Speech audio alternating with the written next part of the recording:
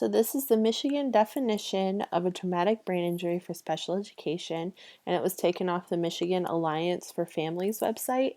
And it says that a traumatic brain injury is an acquired injury to the brain which is caused by an external physical force, and it results in a total or partial functional disability or a psychological impairment or both of these things, and it affects a student's educational performance. So it applies to an open or closed head injury and results in an impairment of one or more of the following things. It could be a cognition impairment, language impairment, speech impairment, or it could be a combination of any of these things. And a traumatic brain injury is caused after birth, and it is not a hereditary thing. And the determination of a disability is based on a comprehensive evaluation by a specific team, and usually the team does have a family physician who is involved. So there are two different types of categories of a traumatic brain injury. One is an open head injury, which occurs when an object enters the brain and it causes damage to the specific parts of the brain. So it could be caused by a gunshot, it could be something that breaks through the skull and gets into the brain. And the second category is a closed head injury, which results from a blow to the head. So it could be if the person was in a car accident and they hit their head on the windshield, if they play sports and they were tackled and got a concussion, or if something fell and hit them on the head and causing a concussion or some type of impairment. So the causes of a traumatic brain injury vary. The most common is a traffic incident, so a car accident or something like that. It could also be caused by tripping and falling, physical assault, sports, a stroke, near drowning, seizures, substance abuse. The severity of a traumatic brain injury can also vary. There are 3 levels. It could be a mild, a moderate, or severe injury. Usually, if a person has a mild traumatic brain injury, they are more likely to recover.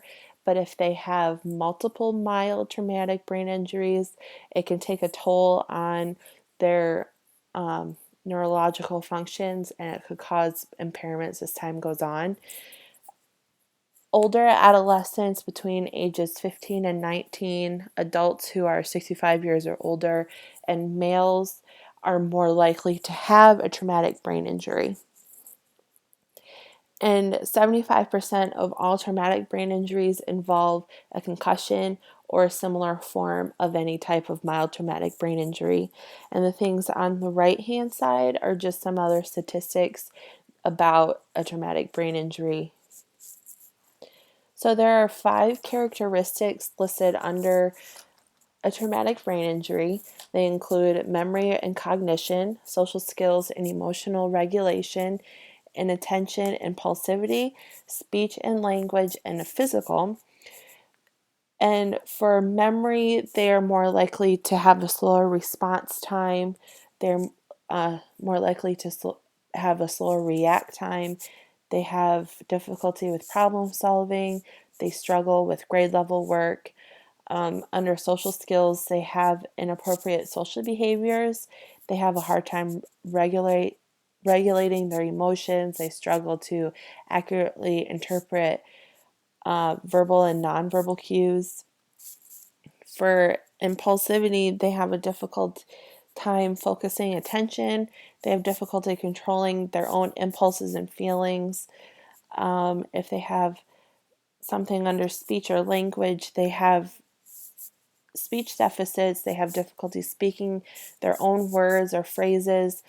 They have difficulty with comprehension of what other people are telling them. And with physical impairments, they have experience visual deficits, so they could have double vision, they could have blind spots, they could have blindness, they could be slower, lethargic, they could have seizures, they have difficulty with their fine motor skills, and things like that. For strategies in the classroom, there's a number of things that can be done. A few things that can be done: you can have a predictable and consistent routine that allows them to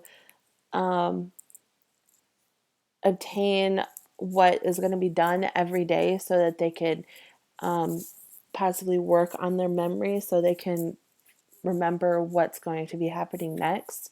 You can use more multimedia in your lesson, so you could use videos, songs, any type of technology. You can have an individual schedule or a task list, so that way as soon as something is done, they can check it off and move on to the next thing, and it will help with remembering instructions, so they have it right there in front of them and they can see it as they go throughout their day. They could have color-coded materials, so you can have their school books be covered with a corresponding color that their work folder is, so they can remember which folder goes with which subject. You can have them play memory games to work on their memory. You can have timers in your classroom to help with their time skills so that they can get things done in an appropriate time. And you can also have cue cards to help remind them when to listen, when to raise their hands, when to be quiet, and things like that. For a universal design, there are a number of things that were in the previous slide, like a consistent routine, multimedia, timers, cue cards that can help everybody in the classroom, and a few other things. Provide a class schedule and review it at the start of each day, providing examples on what you want done. So if it's a worksheet or a project, provide them with an example so they can see what you want done, so they can also accomplish that, and have as few distractions as possible, especially if someone has a traumatic brain injury and they have difficulty focusing. If you have things going on all over the classroom, it takes away their focus, and that can be with any other student if they have a traumatic brain injury or not. If you have things that take away from the focus of what's being done, it could be difficult to do the work. For differentiated instruction, you can allow additional time on taking a test. You can have a test read to them, or you can allow them to verbally say the test, the answers to the test. You can provide an outline of the lesson that they can refer back to at any time during the lesson, after the lesson, if they need to remember something that was said. You can repeat information to the student if you present the information to the whole class and then you work one-on-one with the student, going back over what you just talked about. You can give different assignments to that student who has a traumatic brain injury that still accomplishes the things that you want to be done, or you can also give them the same assignment so they feel like they're doing what everyone else is doing, but you can shorten it a little bit, and you can work at a slower pace so that they don't get left behind, and they are able to comprehend what they're working on. And these are just a few different resources that can be good for the teacher and also for families. The first one is the Michigan Resource Guide for Persons with Traumatic Brain Injury and Their Families. And this is good for teachers just to read over so they know what the rights are of the parents, but it's also really good for the parents because it has a really good overview of what a traumatic brain injury is and how it can be caused. It provides a list of common needs and services that can be provided to their student, and it gives a really good list of financial support with health care, or if they're losing income because they have to care for a child with a traumatic brain injury. And it also gives a long list of organizations that they can contact to help them, advocate for them, and to help them get through whatever things they need to get through in the coming future for them.